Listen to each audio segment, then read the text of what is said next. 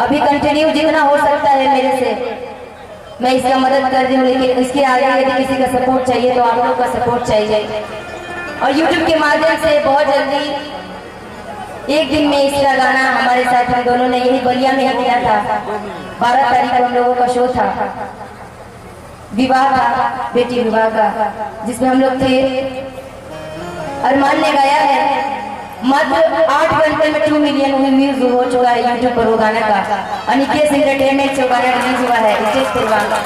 तो मैं चाहूंगी कि जितने भी हमारे श्रोतागण, जितने भी हमारे दर्शकगण हैं जो आप अपनी निशा से प्यार करते हैं, मैं चाहूंगी कि आप थोड़ा सा प्यार इस बच्चे को भी दीजिए कि बहुत अच्छी इसकी गायिका है। एक बार आप सुनिए, आप दीवाने हो जाएंगे। और अपने भोजपुरी ही नहीं, इतना अच्छा इसकी गायकी है। आप लोगों का प्यार, आप लोगों का सपोर्ट रहेगा तो बहुत आगे जाएगा।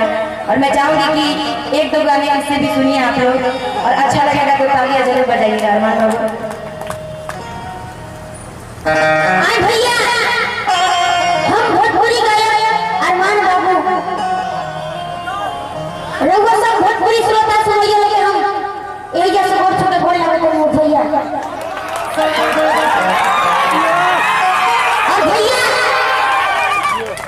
हम यहाँ ज्यादा दिन से आई बनी, निशा उपाध्याय के दिन से आई बनी, यहाँ के बार-बार नमस्कार बा। और रघुआ सब इनके के बहुत सपोर्ट करी।